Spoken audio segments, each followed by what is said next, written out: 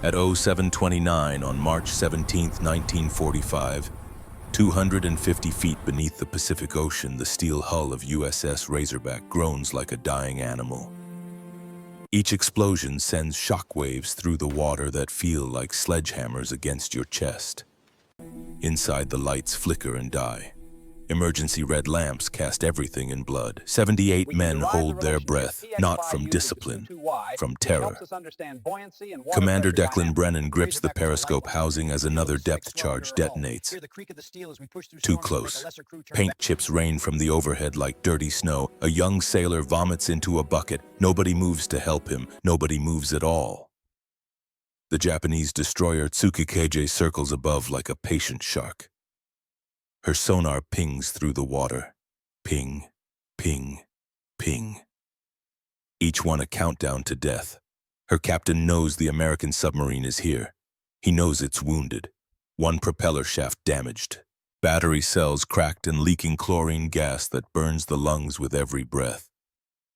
The Razorback can't run, can't fight, can barely breathe. In 12 hours, when the batteries die completely, the submarine will either surface into enemy guns or sink to crush depth. Either way, 78 men die. But the solution to this impossible problem is sitting in the forward torpedo room. Commander Brennan doesn't know it yet. He doesn't know about the unauthorized crew member who shouldn't be aboard.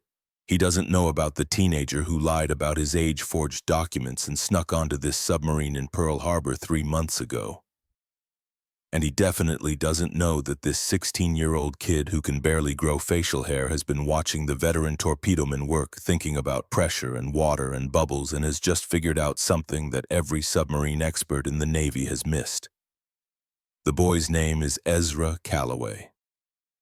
Kit to his shipmates, and his childish idea is about to rewrite the rules of submarine warfare. But first, we need to understand why the Razorback is dying. The statistics are brutal. In 1945, the United States Navy has lost 52 submarines to enemy action. That's 3,505 men, 22% of the entire submarine force. Gone. Depth charges account for 19 of those kills. Once a destroyer establishes sonar contact, the survival rate drops to 34%. 34%. Commander Brennan has done the math. He's run every evasion tactic in the manual. Silent running, emergency deep, course changes, temperature layer diving. Nothing works. The enemy sonar operator is too good tracking their every move with mechanical precision. The real killer isn't the explosive, it's the sonar. Active sonar sends sound waves through the water. When those waves hit something solid like a steel submarine hull, they bounce back. The sonar operator hears the return echo, calculates distance and bearing, and directs his ship to drop depth charges in a pattern that brackets the submarine's position. It's mathematics. Cold, efficient, deadly. A depth charge is essentially a barrel filled with 300 to 600 pounds of TNT designed to detonate at a preset depth. It doesn't need a direct hit. Water is incompressible. The shockwave travels unimpeded in every direction. If a depth charge explodes within 28 feet of a submarine's hull, the pressure hull cracks open like an eggshell. Within 50 feet, it causes lethal damage to equipment, ruptures pipes, shorts, electrical systems. Within 150 feet, it rattles the crew so badly they can't function. Since 1943, submarine commanders have tried everything to defeat sonar. They dive deep, hoping to hide beneath temperature layers that refract sound waves. They shut down all equipment, running silent to avoid giving the enemy acoustic targets. They release oil and debris to make the enemy think they're sinking. None of it works reliably. The U.S. Navy's Submarine Operations Research Group has analyzed 1,008 depth charge attacks in the Pacific Theater. Their conclusion is stark. Once sonar contact is established and maintained, submarine survival depends primarily on luck. Luck. The experts have proposed solutions. Better hull coatings that absorb sonar. Faster, deeper diving submarines. Electronic jammers that confuse enemy sonar. All of these require years of research, millions of dollars, complete submarine refits. The boats dying right now can't wait. The Germans face the same problem in the Atlantic. British and American destroyers are sinking U-boats at catastrophic rates.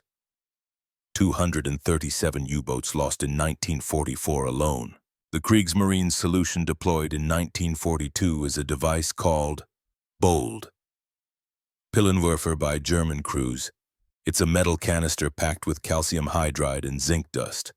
When ejected from the submarine and exposed to seawater, it produces a massive chemical reaction, creating millions of bubbles that reflect sonar pulses. Allied intelligence knows about Bold. They've recovered canisters from sunken U-boats. They've analyzed the chemical composition. U.S. Naval Intelligence Report 47A45 from October 1944 concludes, while theoretically effective, the Bold device requires specialized launch tubes and volatile chemicals unsuitable for U.S. submarine operations, not recommended for adoption. Translation. It's German technology. It requires German equipment. American submarines aren't built for it, and retrofitting the fleet would take years, so American submarine captains keep dying the same way, trapped underwater while enemy destroyers methodically drop charge after charge, walking the pattern closer until something vital breaks. Commander Declan Brennan knows all of this. He's commanded submarines through 17 war patrols. He's sunk 31 enemy ships. He's seen good men die because they played by rules written for peacetime. And right now, in the blood-red emergency lighting of his control room, he knows he's about to become another statistic. But 3 decks forward, in a cramped storage locker that smells like oil and mildew and the fear sweat of men who might die today, Ezra Calloway is checking pressure gauges one more time. To understand Kit Calloway, you need to go back 3 months. Back to a different kind of hell. Corpus Christi, Texas, November 1944. The sun beats down on the docks like a physical weight. Kit, skinny 16, looking maybe 14 on a good day, hoists cargo boxes that weigh more than he does. His back screams. His hands bleed through calluses earned over 2 years of this work. He doesn't complain. Complaining gets you fired, and being fired means going home, and home is worse than the docks. Home is Frank, his stepfather, a merchant marine who came back from the war with a taste for whiskey and a talent for finding excuses to use his fists. Home is his mother, who stopped making eye contact sometime after Kit's real father drowned in 1937. Home is a 2-room apartment that smells like stale beer and broken promises. Kit's real father was a merchant marine too. Went overboard in a storm off Galveston when Kit was 8 years old. Never learned to swim. Kit remembers the screaming, the search boats, the way the ocean just swallowed his father whole and kept right on rolling like nothing had happened. Kit can't swim either. Funny that, terrified of water his whole life. And now he's about to volunteer for submarine duty, but anything is better than Frank's fists. On the night of December 2nd, 1944, Kit counts his savings. $47. 2 years of dock work, skipped meals money hidden in a coffee can under loose floorboards. He pulls out his older brother Thomas's birth certificate from a shoebox in the closet. Thomas died of pneumonia in 41, but the Navy doesn't know that. Kit studies the document.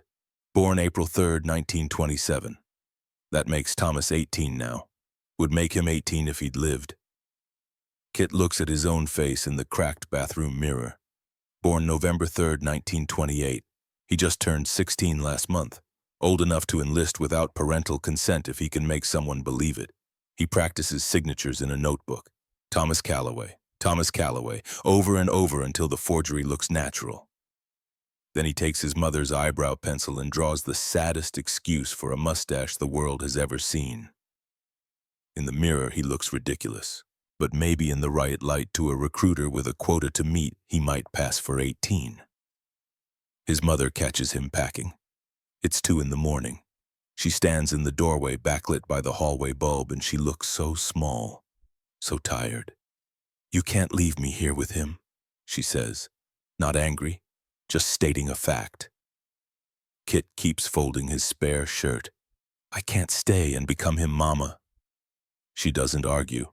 What can she say? That Frank will change, they both know better. That she'll leave him. She's tried twice. He finds her every time. She's got nowhere else to go. Kit leaves before dawn. Doesn't say goodbye to Frank. The man's passed out drunk on the couch anyway, snoring like a chainsaw. Kit walks the 7 miles to the Greyhound station with everything he owns in a canvas duffel bag. Buys a ticket to Galveston with money that smells like the ocean and hard work.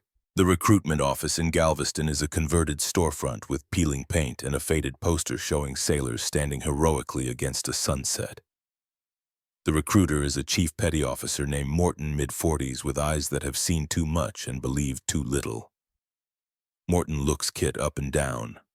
"How old are you, son?" 18, sir." Kit's voice cracks. Of course it cracks. He clears his throat. "Thomas Calloway, born April 3rd, 1927. Morton's eyes narrow. He glances at the birth certificate, then back at Kit's pathetic attempt at a mustache. For a long moment, nobody speaks. Kit's heart hammers so hard he's certain Morton can hear it. Finally, Morton sighs. "You got any family gonna come looking for you?" "No, sir." "You know what you're signing up for? Submarine service ain't a pleasure cruise." "Yes, sir." Morton studies him for another long moment. Then he stamps the paperwork. "Welcome to the Navy, Calloway. Report to New London for submarine school January 8th. Don't make me regret this." On December 3rd, 1944, Ezra Calloway, who will soon be known as Kit to his shipmates, raises his right hand and swears to defend the Constitution of the United States against all enemies, foreign and domestic. He's 16 years old 1 month. He has no technical training, no engineering background, no college education. In 4 months, he'll save 78 men with a device built from scrap metal and an understanding of physics he doesn't even know he has. But first, he has to learn how not to kill everyone aboard a submarine. New London, Connecticut, January 1945. Submarine school is 8 weeks of controlled terror. They teach you which valve does what and how not to flood the boat. They teach you that one mistake kills everyone. Not just you, everyone. The pressure at depth doesn't care about your intentions or your youth or how scared you are. It just crushes steel like a beer can. Kit learns fast. Has to. The instructors don't coddle anyone, and the other trainees can smell weakness like sharks smell blood. He keeps his head down, his mouth shut, and his eyes open. The instructor, a grizzled chief named Kowalski, stands in front of a cross-section diagram of a submarine. 52 submarines lost since 41, he says, voice flat. 3,505 men, 22% of our entire force. You understand what that means? The room is silent. It means 1 in 5 of you won't come home.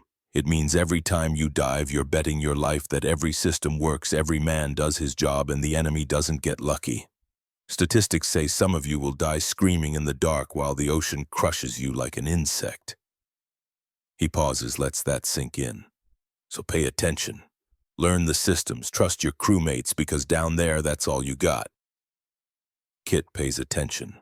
During the torpedo training, he asks questions. Too many questions. Why does the torpedo air flask pressurize to 2,700 psi? Why does the impulse charge only use 400 p? Where does the rest of the air go? The torpedo instructor tells him to shut up and swab the deck. But Kit keeps asking, keeps watching, keeps thinking about pressure differentials and how compressed air behaves underwater.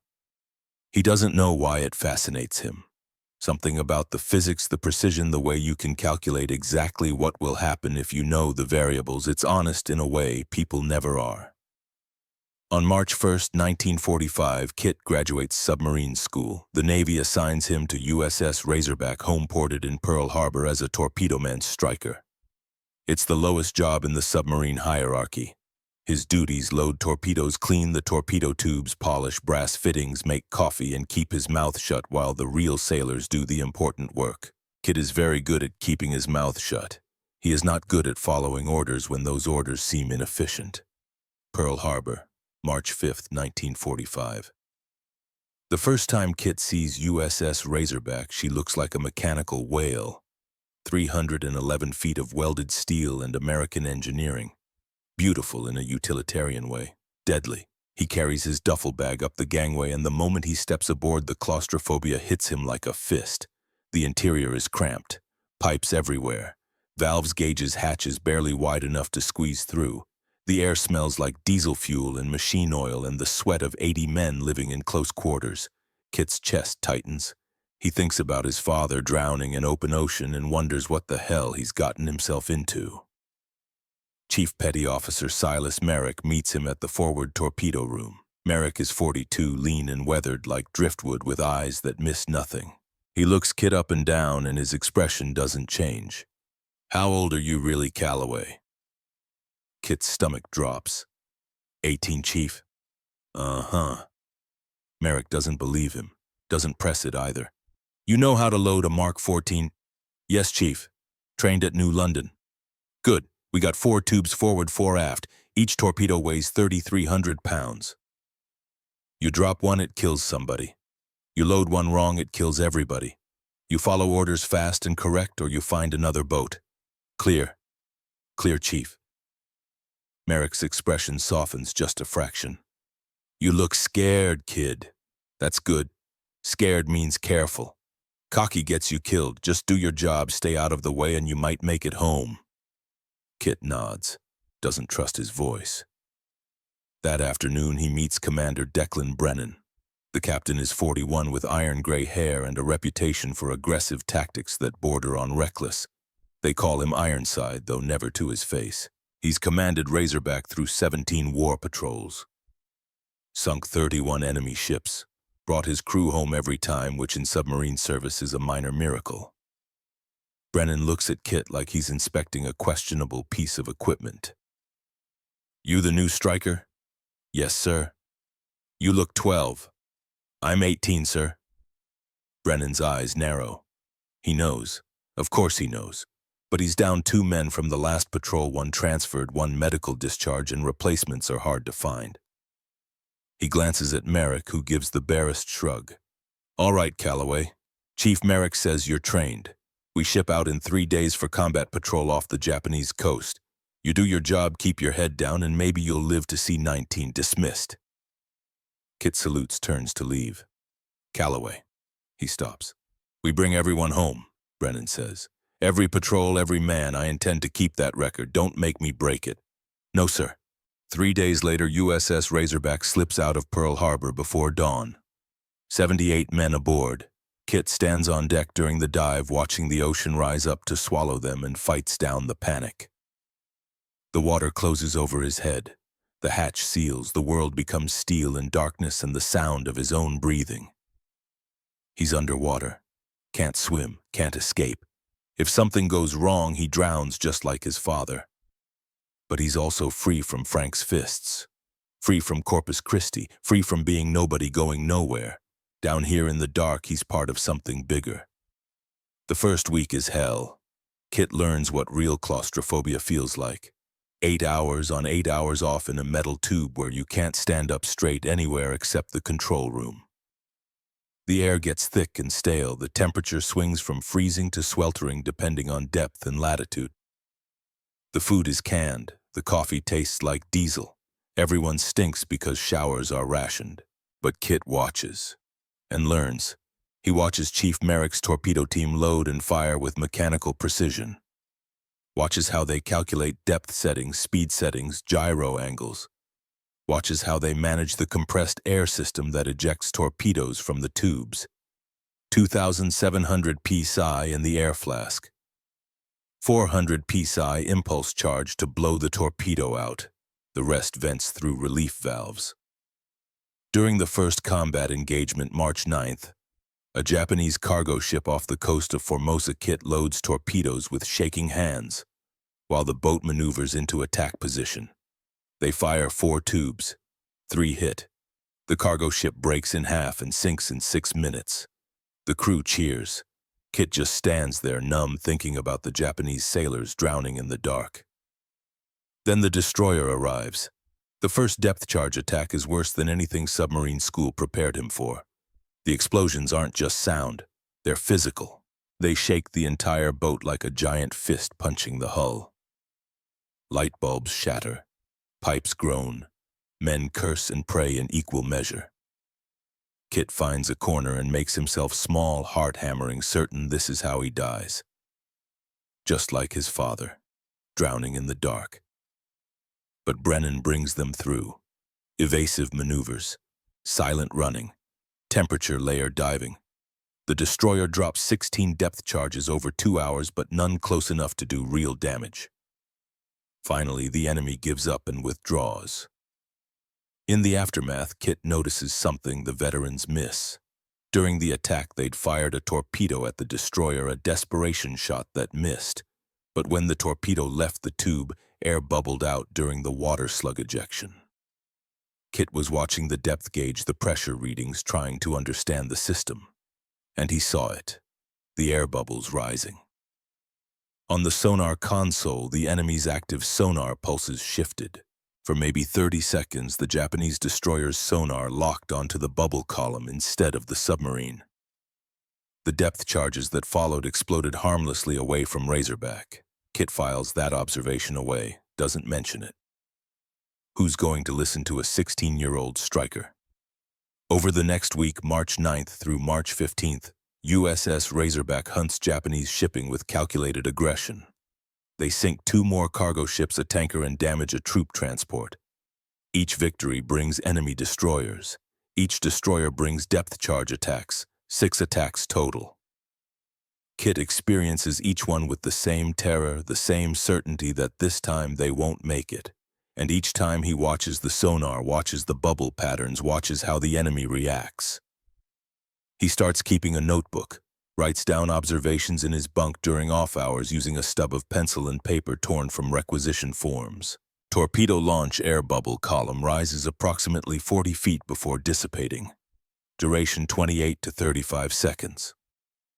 Enemy sonar locks bubble target during this window. Depth charge pattern shifts away from actual submarine position. What if we could make bubbles deliberately? Create false target without firing torpedo during the first week at sea. Late at night when most of the crew sleeps, Kit starts building. There's a storage locker in the forward torpedo room, maybe 3 feet wide and 5 feet deep, barely tall enough to crouch in. It's where they keep spare parts, cleaning supplies, things nobody needs immediate access to. Kit claims it as his workspace during the night watch, when the skeleton watch focuses on keeping the boat alive. He doesn't have much to work with: a pressure gauge salvaged from a damaged air flask, parts from a fire extinguisher that failed inspection, copper tubing from the pneumatic system, brass fittings he borrows without asking permission, a ball valve, a diffuser plate he makes from screen mesh and patience. The concept is simple. The execution is anything but. He needs to tap into the high-pressure air system. The HP air runs at 3,000 psi, enough to blow ballast tanks, enough to surface the submarine in an emergency, enough to kill him if he screws up the installation. He needs to regulate that pressure down to something that won't blow out the diffuser. Needs to create a controlled release that makes bubbles big enough to reflect sonar but slow rising enough to hang in the water for minutes. It's plumbing and physics.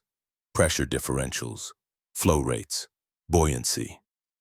Kit doesn't have formal training, but he understands it instinctively the way some people understand music. He works in stolen hours, installs thread sealant to prevent leaks, check valves to prevent backflow, a depth gauge so he can calculate pressure equalization. It's crude, ugly, but the engineering is sound. On March 6th, 4 days into the patrol, Chief Merrick catches him. Kit's hunched over the contraption, testing the valve assembly with a wrench when the light shifts. He looks up. Merrick stands in the hatchway, arms crossed, expression unreadable. What the hell is this, Calloway? Kit's throat goes dry. This is it. Court-martial, discharge, maybe the brig. Chief, I can explain. Explain fast.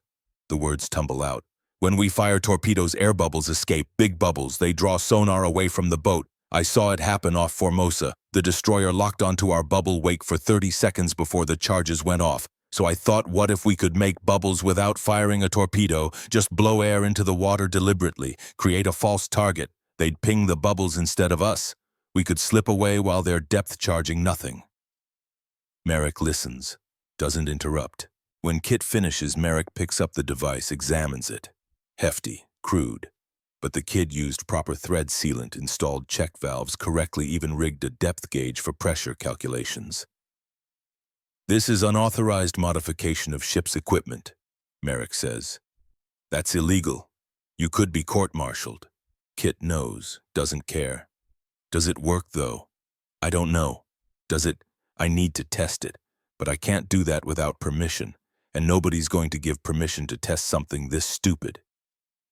Merrick should report this, should confiscate the device, report Kit to the executive officer. Let Navy discipline handle a kid playing inventor with safety-critical submarine systems. Instead, Merrick says, "Show me the math." Kit shows him. Pressure calculations scrawled on the back of requisition forms.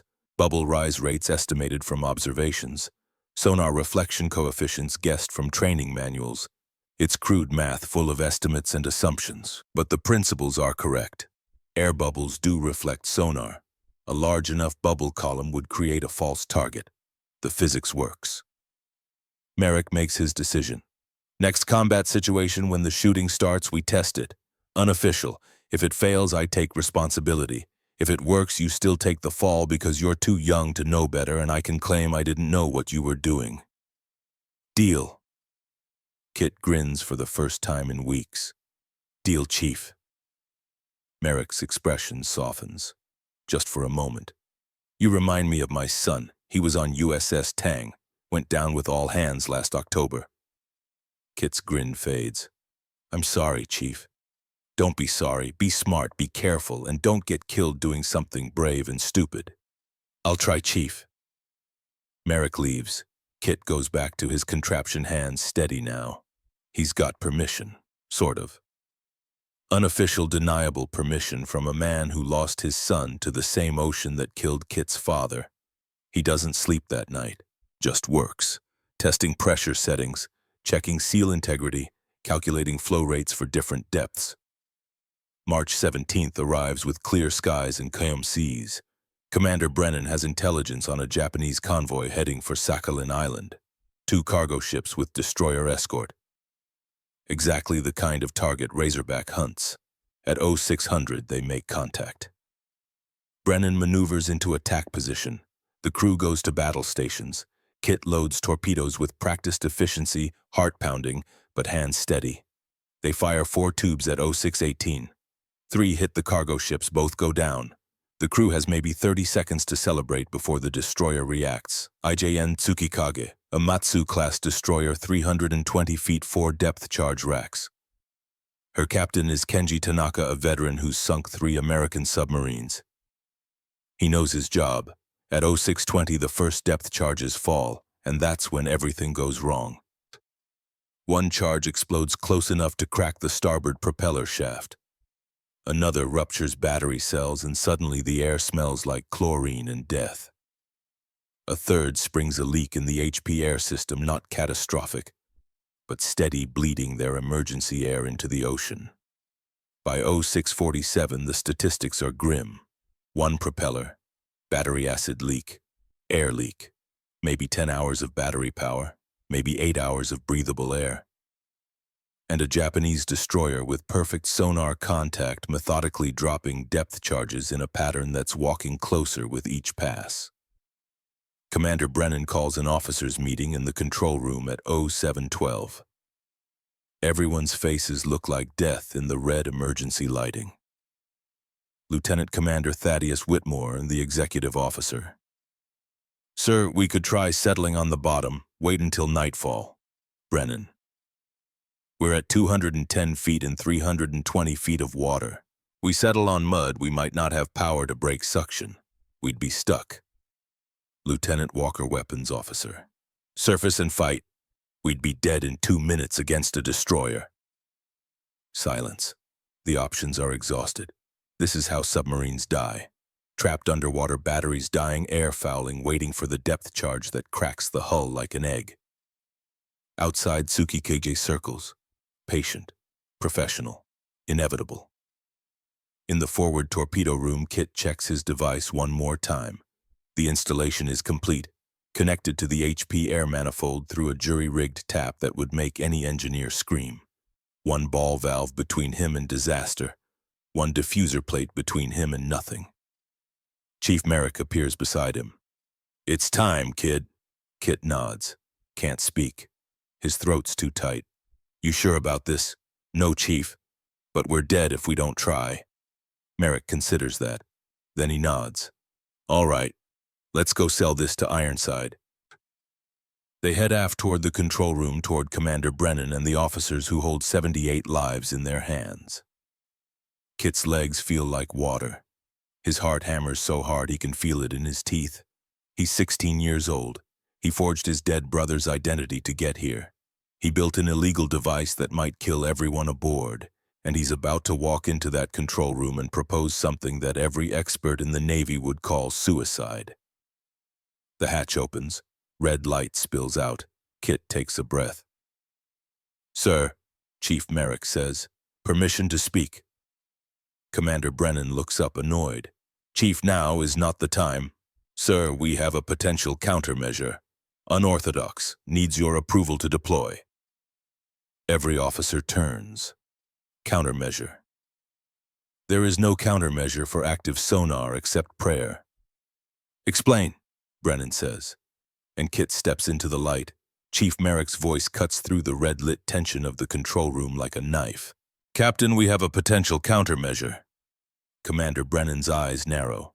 He's been commanding submarines long enough to know that miracles don't exist at 250 feet below the surface. "Explain. Fast." Merrick gestures to Kit, who stands in the hatchway looking like he might vomit. The kid's 16 years old, though his service record claims 18. Everyone aboard knows it. Nobody talks about it. Down here, competence matters more than birthday candles. "Air bubble decoy, sir," Merrick says. "Creates false sonar target. Germans use something similar, SBT submarine bubble target.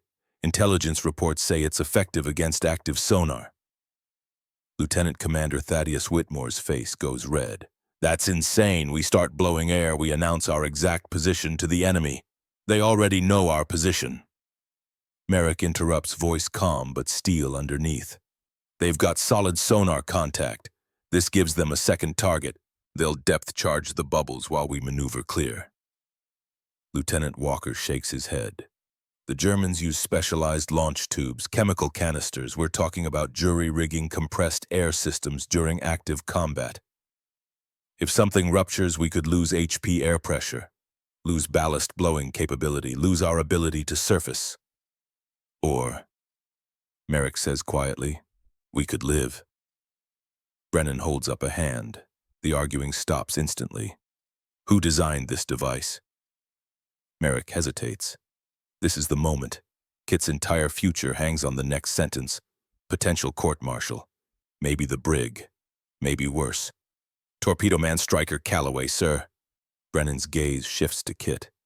The kid stands there in his oil-stained dungarees, looking barely old enough to shave, and Brennan thinks about the 52 submarines already on the bottom. Thinks about the 3,505 men who never came home. Thinks about how good men die following peacetime rules in wartime oceans. "Calloway, step forward." Kit's legs somehow carry him into the control room. The deck tilts as Razorback adjusts depth. He catches himself on a valve housing. "You built a sonar decoy using our high-pressure air system. That correct?" "Yes, sir." Kit's voice barely works. "Unauthorized modification of ship's equipment. I know that's a violation. You understand that if this device fails, if it ruptures a pressure hull penetration or deploys incorrectly, you could kill everyone on this boat." Kit swallows hard. "Yes, sir." Brennan leans forward. Outside, another depth charge detonates. Closer. The hull groans. Paint chips fall like snow. "Will it work?" "I think so, sir. The physics is sound. Bubbles reflect sonar. We create bubbles. They chase them instead of us." "You think so?" Brennan's voice could cut glass. "You're betting 78 lives on I think so." Kit finds something he didn't know he had. Courage, maybe. Or just desperation. "Sir, we're going to die anyway if we don't do something." The control room goes silent. You don't talk to commanders that way, especially not as a striker, especially not at 16. Brennan stares at him, measures him. The emergency lighting casts shadows that make everyone look like corpses. Then Brennan makes his decision. Rig it. Deploy on my command. He points at Kit. If it works, you get a commendation. If it fails, you get a court-martial. Either way, you won't be bored. Move. Kit runs. Merrick follows. In the forward torpedo room, Kit's hands shake as he opens the access panel to his device. It looks even more pathetic in the emergency lighting. Copper tubing clamped to existing pipes. A ball valve for flow control. The diffuser plate bolted to a through hull fitting normally used for emergency ballast blow. Merrick checks the depth gauge. 215 feet. What's that give us? Kit's brain shifts into calculation mode. Terror becomes math, and math he can handle. At 215, water pressure is approximately 95 psi. HP air system runs at 3000 psi. Need to regulate down to about 120 psi. Just enough differential to force air out without blowing the diffuser. You sure about the pressure? No, Chief, but it's my best guess. Kid, your best guess better be good enough. Kit positions his hand on the ball valve. His palm is slick with sweat. Ready, Chief. Merrick calls the control room through the intercom. Forward torpedo room ready to deploy countermeasure. Brennan's voice crackles back. Stand by. Above them, invisible through 300 feet of steel and ocean, Captain Kenji Tanaka stands on the bridge of IJN Tsukikage. He's 43 years old, a veteran of submarine warfare in the Pacific. He's sunk 3 American submarines using patient, methodical depth charge attacks. The Americans always panic, make mistakes, give themselves away. This one has damaged propulsion. His sonar operator can hear the shaft wobble with each revolution. It's just a matter of time. Tanaka orders another pattern. 5 depth charges set for 200 feet spaced 60 feet apart in a line perpendicular to the submarine's last known heading. His crew moves with practiced efficiency. 5 barrels of death splash into the water. Inside Razorback, they hear the splashes, 5 distinct impacts. Brennan counts them down. 5, 4, 3. He keys the intercom. Deploy countermeasure now. Kit cracks the valve. Air hisses through the regulator. He watches the pressure gauge like his life depends on it. Because it does, the needle climbs. 100 psi, 110, 115, 120, perfect. The air flows through copper tubing, through the diffuser plate, out into the ocean through 1,000 tiny holes in the mesh screen. Nothing happens. Kit's heart stops. It should work. The physics is right, the pressure is right, why isn't it working? Then Morrison, the sonar technician in the control room, shouts through the intercom. Contact shift, enemy sonar tracking bearing 090, range decreasing. They're locked onto something forward of us. The depth charges detonate, all 5, but they explode 400 yards ahead of Razorback, depth charging empty ocean where the bubble column rises slowly toward the surface, distant, muffled, harmless. In the forward torpedo room, someone laughs, nervous, disbelieving laughter that sounds like it might turn into screaming any second. Merrick whispers, Jesus Christ, it actually worked. Kit can't speak, can't breathe. His hand is still on the valve, frozen in position. It worked. The physics worked. The math worked. They're alive. But Brennan knows one test proves nothing. Luck happens. Coincidences occur. He needs confirmation, needs to prove this wasn't a fluke. Right full rudder steady course 270, he orders. The helmsman acknowledges and Razorback creeps away on one damaged propeller, slow and quiet as a ghost. Deploy second countermeasure in 2 minutes. Kit looks at Merrick.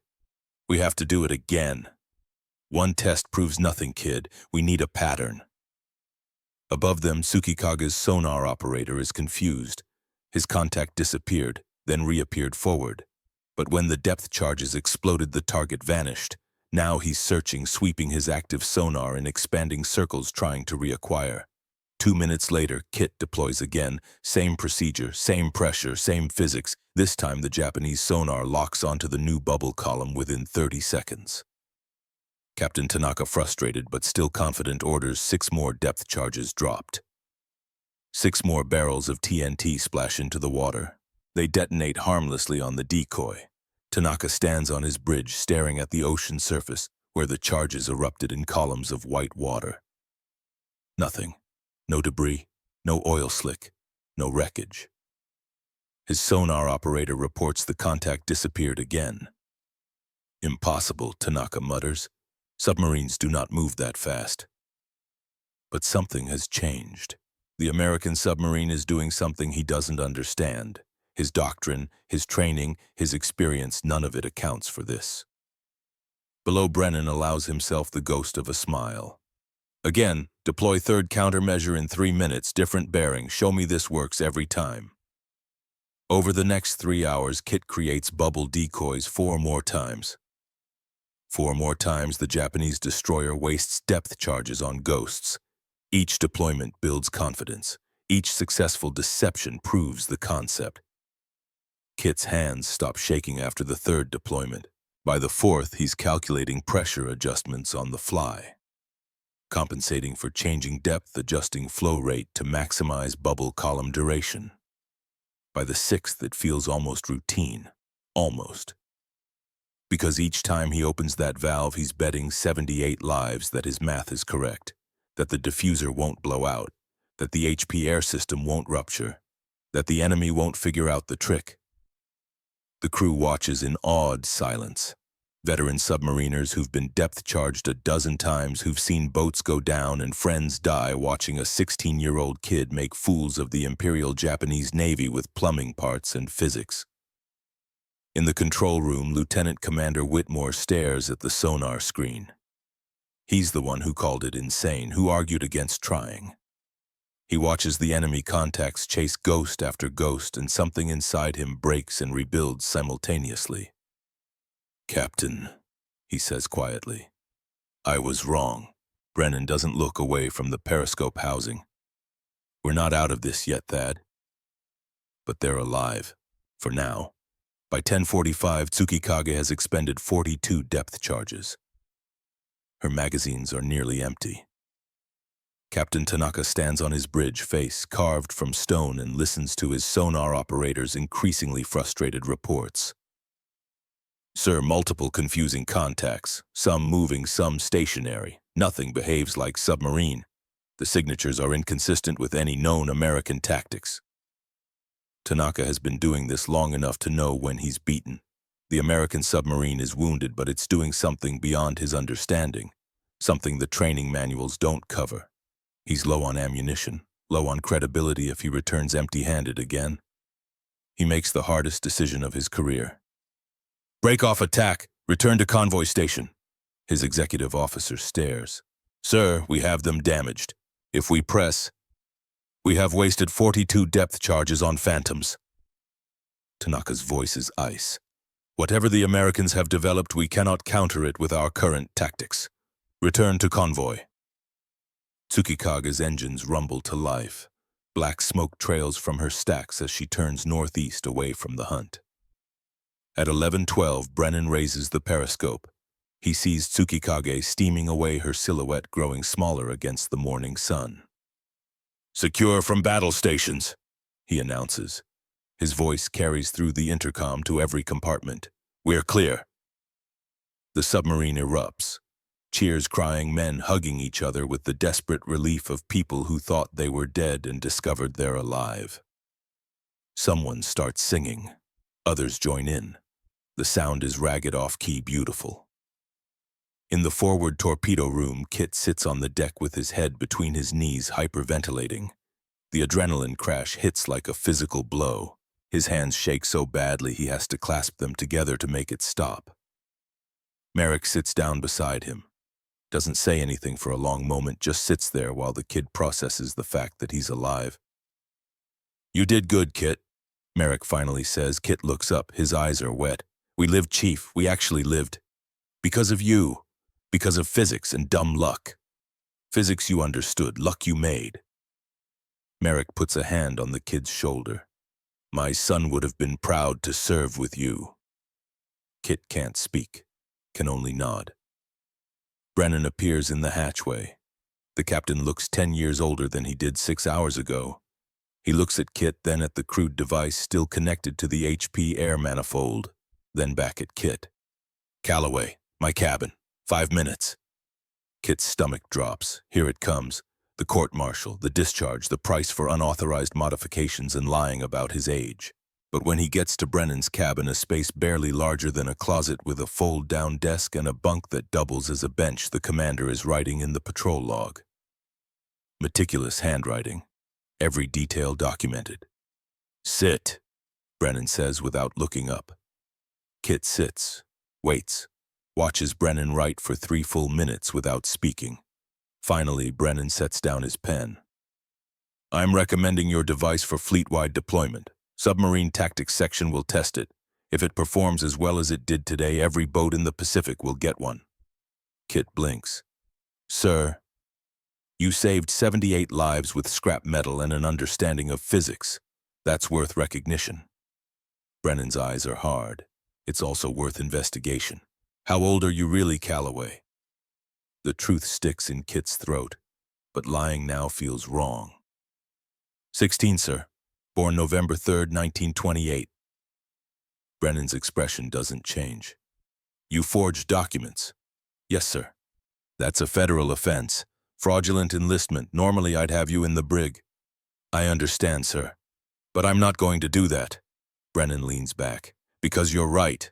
We would have died if we'd followed regulations. Sometimes the rulebook doesn't account for reality. Sometimes you need a 16-year-old kid who doesn't know enough to believe something is impossible. He picks up the patrol log again. When we reach Pearl Harbor, you'll face questions. About your age, about unauthorized modifications, about a lot of things. I'm going to fight for you, but I can't promise the bureaucracy won't eat you alive. I just wanted to help, sir. You did more than help. You changed the game. Brennan's voice softens just a fraction. Now go get some rest. You look like hell. Kit stands, salutes, turns to leave. Calloway. He stops. Thank you, Brennan says, for being brave enough to try. Kit can't speak, just nods and flees before the captain sees him cry. The rest of the patrol passes without incident. Razorback limps back toward Pearl Harbor on one propeller battery cells, jury-rigged the bubble decoy device still connected to the HP air system like a talisman. Word spreads through the boat, the striker who saved them, the kid who beat the Navy's best minds with hardware store parts, men who barely acknowledged his existence a week ago. Now clap him on the shoulder, share their coffee rations, ask him to explain the physics. Kit tries to downplay it, tries to disappear back into being just another striker. But you can't unring that bell. He's changed something fundamental and everyone aboard knows it. Chief Merrick finds him in the torpedo room on the second day of transit cleaning brass fittings that don't need cleaning. You know they're going to test it right, the device. Submarine Tactics Section. They're going to want to understand how it works. I know, Chief. They're going to want to talk to you, ask questions. Maybe bring in engineers, physicists, people with actual degrees. Kit scrubs harder at the brass. I just saw something that worked and tried to make it happen deliberately, that's all. That's innovation, kid. That's the difference between following doctrine and creating it. Merrick sits on a torpedo rack. You scared, terrified, Chief. Good. Stay scared. Scared means humble. Humble means you keep learning. Merrick pauses. But don't let them take credit for your work. This is yours. Don't forget that. On March 28, 1945, USS Razorback docks at Pearl Harbor. The pier is crowded, unusual for a routine patrol return. There are officers in dress whites, intelligence personnel with clipboards, even a rear admiral. Kit's stomach churns as they tie up. This is it. Either recognition or court-martial. Maybe both. Brennan is first off the boat. He salutes the admiral, exchanges words Kit can't hear. Then Brennan gestures toward the submarine and suddenly Kit realizes they're talking about him. He's ordered to report to Fleet Submarine Command at 0900 the next morning. Ordered, not requested. The difference matters. That night, Kit can't sleep. He lies in his bunk in the barracks, staring at the ceiling, wondering if he's about to become famous or infamous. Wondering if his mother knows he's alive. Wondering if Frank even cares. Wondering if Thomas would be proud or ashamed that his little brother used his identity to change submarine warfare. The next morning, Kit puts on his cleanest uniform, which isn't very clean after a month at sea, and reports to the address he was given. It's a concrete building near the harbor, ugly and utilitarian. Inside it smells like old paper and Navy coffee. He's shown to a conference room. 3 officers wait. 2 he doesn't recognize. The third is Brennan. "Sit down, Calloway," says the one in the middle, a captain with more ribbons than Kit can count. The interrogation begins. They want to know everything: how he designed it, why he thought it would work, what calculations he used, what materials, what pressure settings. They take notes, ask follow-up questions, press for details Kit barely remembers because he was working on instinct as much as math. After 2 hours, the captain sits back. "The Germans have been using chemical decoys for 3 years. We analyzed them. Concluded they were too complex for American submarines. You're telling me you solved this with compressed air and screen mesh?" "I didn't know about the German devices, sir. I just saw that bubbles confused sonar and thought we could make bubbles on purpose." One of the other officers laughs. Actually laughs. "You didn't know. You just saw what worked and copied it." "Yes, sir. Son, that's the definition of good engineering. See what works, make it repeatable, scale it up." He looks at the captain. "We need to test this immediately." The captain nods. "Submarine tactics section, 5 boats, full acoustic trials." He looks at Kit. "You'll assist with the testing, show them how to build it, how to deploy it, how to calculate the pressure settings." "Sir, I'm just a striker. I don't know if Calloway." Brennan's voice cuts through. "They're asking for your help. Say yes." Kit swallows. "Yes, sir. Happy to assist." Over the next 6 weeks, Kit works with engineers who have forgotten more about physics than he'll ever learn. But they listen to him. They test his design. They refine it. They add proper regulators, calibrated pressure gauges, safety valves he never thought to include. The testing is rigorous. 5 submarines deploy the bubble decoy against active sonar under controlled conditions. Every deployment is measured, analyzed, documented. Flow rates, bubble size, rise time, sonar reflection coefficients. Everything Kit guessed at, they calculate precisely. The results are clear. The bubble decoy works every single time, against every type of sonar the Navy can test it against. By May 1945, they've refined Kit's crude prototype into an official piece of equipment, the Submarine Bubble Decoy Mark I. Installation begins immediately on every available submarine in the Pacific Fleet. The statisticians run the numbers. Before the decoy's 74% survival rate against depth charge attacks. After 89%, 15 percentage points. Statistical analysis estimates approximately 180 lives saved over the remaining months of the war.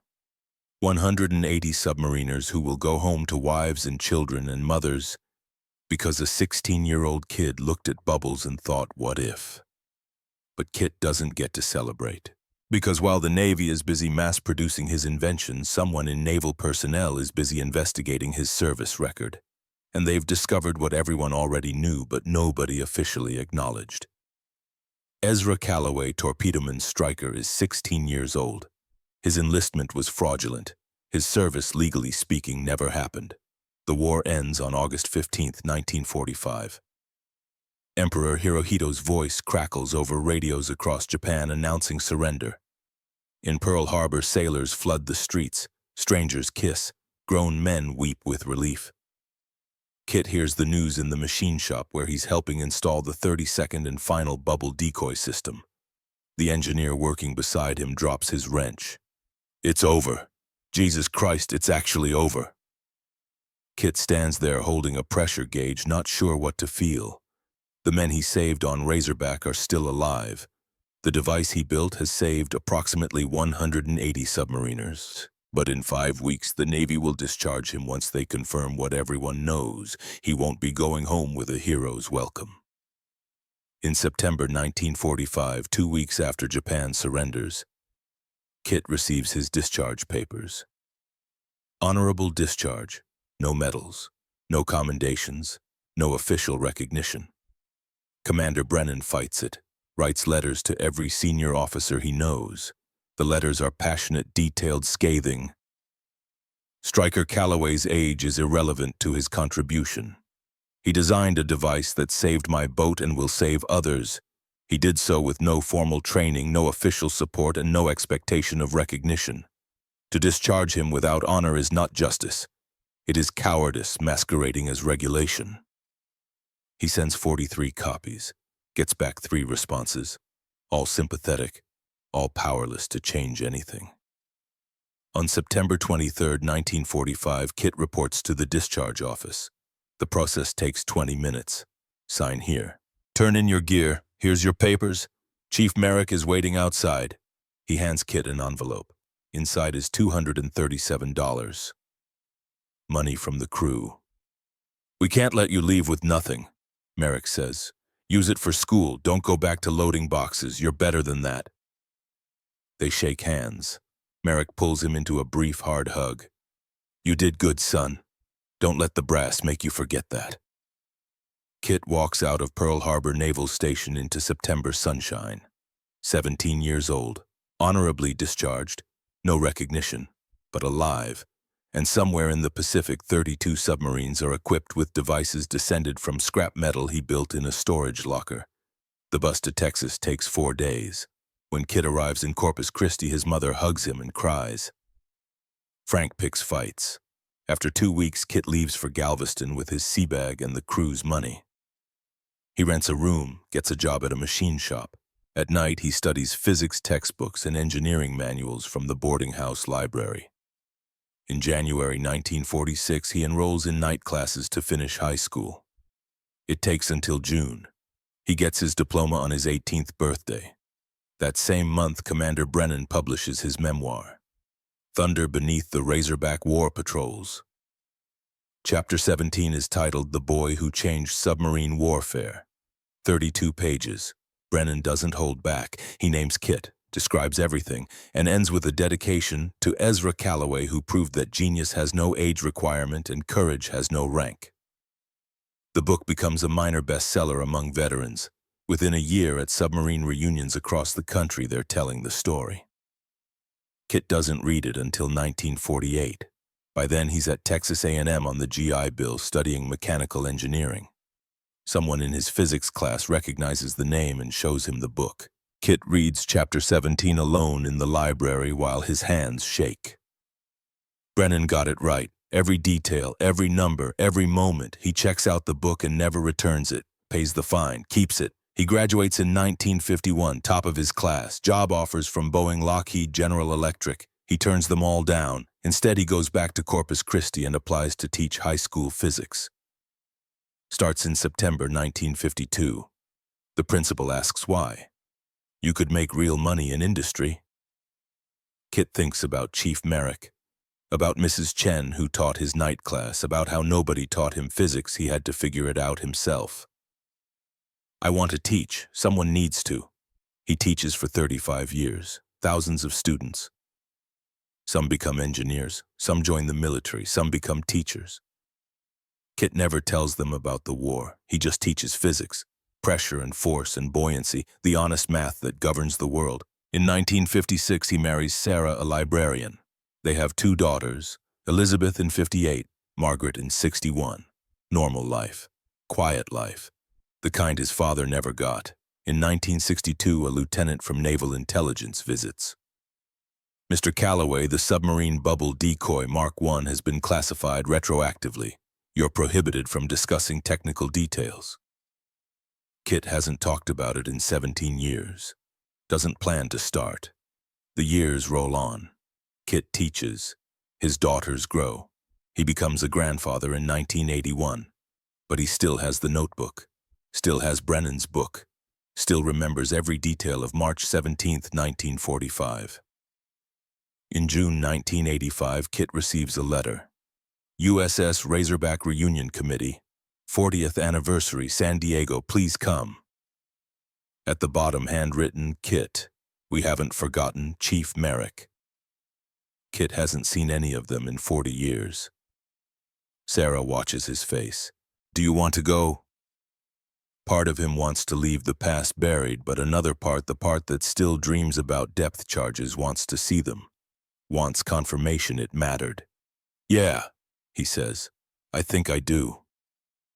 They fly to San Diego in August. Kit's 56 now.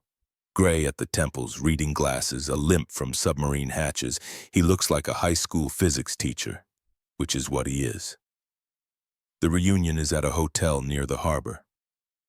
Kit walks into the hospitality suite and suddenly he's surrounded by old men who look nothing like the young sailors he remembers. But they remember him. Kit Calloway, Morrison, Hayes, Reynolds, Jackson, names from 40 years ago, their grandfathers now, Gray, but their eyes light up. Chief Merrick appears, 72 now, walks with a cane, handshake still firm. You came. They talk for hours, stories, families, grandchildren, the normal stuff of life that exists because 78 men didn't die in 45. On the second night, there's a formal dinner. Commander Brennan, now Rear Admiral, retired 76, stands to speak. 40 years ago this March, USS Razorback was dying. One propeller, failing batteries, a Japanese destroyer with perfect sonar contact. We should have died. 78 men who would never come home. The room goes quiet. But we didn't die, because a 16-year-old torpedo man Stryker built a device from scrap metal and physics he taught himself. That device fooled the enemy into wasting 42 depth charges while we slipped away. Brennan looks at Kit. That Stryker is here tonight. Ezra Calloway. Stand up, Kit. Kit's face burns. He doesn't want to stand, but Sarah nudges him. Merrick grins. The whole room looks at him. He stands. The applause starts slow, then builds. Someone starts clapping rhythmically. Others join. Within seconds, 100 people are on their feet and Kit realizes half of them are crying. Brennan waits for quiet. The Navy discharged Kit without recognition. Said his service didn't count because he was too young. I've spent 40 years trying to fix that and failed. But I want everyone here to know I'm alive because of him. My children exist because of him. My grandchildren exist because of him. He raises his glass. To Kit Calloway, who proved that genius has no age requirement and courage has no rank. To Kit. The room echoes. Kit can't speak, can barely breathe. He just nods and sits before his legs give out. Afterward, people come to him. Veterans he doesn't remember. Their wives. Their children. My dad served on Razorback. He talked about you. Said you saved his life. I was on USS Pampanito. We got the bubble decoy in July 45. Used it twice. Worked both times. I wouldn't be here without you. My uncle was a submariner. Survived because of your invention. It goes on for an hour. These aren't just the 78 from Razorback. These are descendants of the 180 men the statistics say survived. Children, grandchildren, futures that exist because Kit looked at bubbles and thought, what if? Late that night, Sarah holds him while he cries for the first time in decades. Not sad tears, relief, validation, the knowledge that it mattered. They love you, Sarah says. They love being alive. I just gave them the chance. That's the same thing, Ezra. The next morning, Lieutenant Commander Whitmore finds Kit at breakfast. 75 now. Walks with difficulty. Calloway, got a minute? They walk outside. Whitmore sits heavily. I owe you an apology. Kit blinks. Sir, in the control room, March 17th. I called your idea insane. Fought against trying it. You were doing your job, sir. I was being a coward, hiding behind regulations because I was scared. Whitmore looks at him. You were 16 and braver than I was. Took 40 years to say it. I was wrong. You were right. I'm sorry. Kit doesn't know what to say, settles for, we saved each other, sir. That's how submarines work. Whitmore smiles. That's what Merrick said you'd say. He stands. offers his hand. Thank you, Kit, for everything. The reunion ends. Kit and Sarah fly home. Life returns to normal, but something has changed. Kit starts writing things down, memory before it fades. The details of March 17th, the math behind the bubble decoy, the faces of men he served with. In 1995, years after the reunion, Kit receives another letter. Official Navy letterhead. His hands shake as he opens it. Dear Mr. Calloway, on behalf of the Secretary of the Navy, we inform you that certain classified information regarding your service in World War II has been declassified per executive order. Specifically, your contributions to submarine warfare technology have been officially acknowledged. The submarine bubble decoy, Mark I, deployed from 1945 to 1967, is now credited to Ezra Calloway, torpedoman striker USS Razorback. Statistical analysis estimates your invention directly contributed to the survival of approximately 180 submarine personnel during World War II and subsequent conflicts. While regulations prevent retroactive medals or commendations for service rendered under fraudulent enlistment, the Navy wishes to acknowledge your contribution with deepest gratitude. Your service mattered. The Navy has not forgotten. Respectfully, Rear Admiral James Holland, Chief of Naval Personnel. Kit reads it 3 times, then sits because his legs won't hold him. Sarah finds him there, tears on his face. Ezra, what's wrong? They remembered, he whispers. 45 years later, they remembered.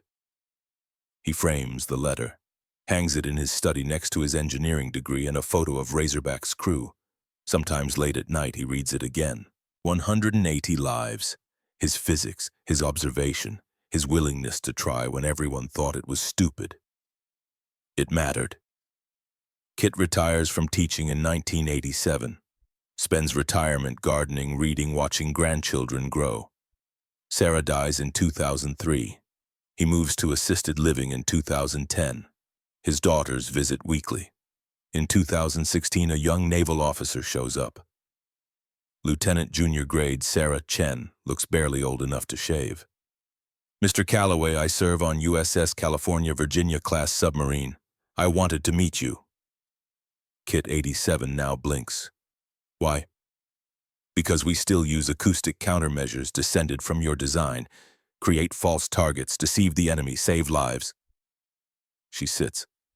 Every submariner learns the story, the 16-year-old striker who changed warfare. I wanted to thank you. Kit's voice is thin now, old. That was 70 years ago. The Navy has a long memory, sir, for the things that matter. They talk for an hour. She tells him about modern submarines, nuclear-powered, faster, deeper, but still needing ways to fool the enemy. We've been fooling sonar with bubbles since World War II, she says. Every submariner knows the lineage traces back to you. After she leaves, Kit sits thinking about continuity, how physics doesn't change, how good ideas echo across generations, how something he built in desperation at 16 still protects sailors at 87. February 2019. Kit is 90. His heart is failing. His daughters know. The doctors know. Kit knows. He's not afraid. He's lived longer than his father, longer than Merrick's son, longer than 3,505 submariners who went down in the dark. Time to go. On February 28th, his great-grandchildren visit. 3 of them, ages 5, 7, 9. The 9-year-old Thomas, named after Kit's brother, asks, Great-grandpa, did you really invent something for submarines? Kit smiles, voice barely a whisper. I noticed something that worked and made it happen on purpose. That's all invention is, seeing what everyone else missed. Were you scared? Terrified, but sometimes you have to try anyway. That night, Kit dreams about depth charges, but not nightmares. Memory, the sound of compressed air hissing, Morrison's voice, contact shift, the relief of survival. He dreams about Merrick clapping his shoulder, Brennan nodding approval. 78 men who lived because a scared kid tried something everyone thought was suicide. He dreams about bubbles rising through dark water reflecting sound waves fooling the enemy. And he smiles. Kit Calloway dies peacefully on March 1, 2019, age 90, surrounded by family. A full life lived in the shadow of one moment of desperate innovation. The Navy sends a captain to the funeral, presents Kit's daughters with a folded flag and a letter from the Chief of Naval Operations. Your father's service is honored. His contribution remains relevant today. The Navy will not forget. 6 months later in San Diego, there's a ceremony at the USS Razorback Memorial. They add a second plaque, in memory of the crew of USS Razorback and the innovations that protected them. Particularly Ezra Kit Calloway, torpedoman striker, whose bubble decoy saved lives in World War II and continues to protect submariners today. Age and rank matter less than courage and ingenuity, 1928-2019. Present at the ceremony, Whitmore's grandson, Morrison's daughter. And one survivor, Reynolds, 94, who was 18 in 45. Reynolds places his hand on the plaque. We lived, he says, because a kid who couldn't even shave figured out what all the experts missed. He salutes, stands there, then walks away, leaving the plaque gleaming in California's sun. The story doesn't end. Stories like this never do. In submarine school today, they teach the principle. The innovation born of desperation. The willingness to try what experts say is impossible. Modern submarines carry acoustic countermeasures that would make Kit's crude device look like a toy. But they descend from the same insight bubbles, reflect sound waves, create false targets, deceive the enemy, save lives. The physics hasn't changed. Water is still incompressible. Sound waves still bounce off air pockets. The math Kit scrawled in 1945 is still correct today. In 2023, a researcher at the Naval War College writes a paper, Necessity and Innovation: How a Teenage Torpedo Man Changed ASW Doctrine. It concludes Calloway's contribution demonstrates that innovation often comes from unexpected sources. Institutional knowledge matters, but it can create blind spots. Sometimes the breakthrough comes from someone who doesn't know enough to believe something is impossible. The paper becomes required reading at the Naval Academy. Kit would have laughed. He never thought of himself as unconventional, just desperate, just scared, just a kid who saw bubbles work once and wondered if they'd work again. But that's how history works. The people who change it rarely recognize the moment. They're too busy trying to survive, trying to keep themselves and their friends alive one more day. Kit got his recognition. 45 years late, incomplete, buried in classified files and small ceremonies most people never heard about. But he got it. And more importantly, he lived, went home, built a life, taught physics to thousands of students who became engineers and scientists and people who make things work. The ripples spread in ways nobody can measure. One of Kit's students from '73 became a naval architect who designed submarine hull improvements. Another became a sonar technician. A third became a physics professor who taught thousands more, and those students taught others. The knowledge spreading like ripples from a stone dropped in still water. Somewhere in that cascade is the ghost of a 16-year-old boy who stood in a red-lit control room and said, "Sir, we're going to die anyway if we don't do something." That willingness to try when trying seemed suicidal. That's what the Navy remembers. Not the specific device, not the technical details, but the courage to propose something absurd when absurdity was the only option left. In 2025, 80 years after March 17, 45, there's a symposium at the Naval Postgraduate School on Adaptive Innovation. They tell Kit's story, show Brennan's patrol report, explain the physics, and ask how many more innovations are we missing because we're not listening to the people who don't know enough to believe the experts know answer. Just the question hanging in the air like bubbles rising through dark water. Somewhere in the Pacific, on a submarine whose name and location are classified, a young sonar technician deploys an acoustic countermeasure during training. The device creates a false target. The simulated enemy locks onto it. The submarine slips away. The technician is 22, joined straight out of college, has no idea who Ezra Calloway was, doesn't know the history, just knows the equipment works, and that's fine. Kit wouldn't have wanted fame, wouldn't have wanted monuments. He just wanted to live, wanted his friends to live, wanted to go home. He got all of that. Everything else, the recognition, the legacy, the story told at reunions, that's for other people, for those who came after, for those who need to know that sometimes the impossible becomes possible. Because someone too young or too inexperienced or too desperate to know better decides to try anyway. The ocean doesn't remember March 17th, 45. Water has no memory. But the Navy does. Submariners do. And occasionally in quiet ceremonies at memorials, nobody visits in reunions that get smaller every year. Old men raise their glasses to a kid who saved their lives with compressed air and courage. To Kit Calloway, they say, who beat the Navy's best minds with hardware store parts. And somewhere in whatever comes after Kit Calloway, Ezra to his family, Kit to his crew.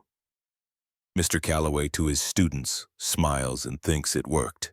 The physics worked, we lived, and really what more could anyone ask for? The story ends, but the physics remains. The bubbles still rise, the submarines still dive. And somewhere in the dark water, the ghost of a 16-year-old boy who changed warfare forever watches over them all. Not a hero, just a kid who saw something that worked and made it happen on purpose. Sometimes that's all it takes to save the world.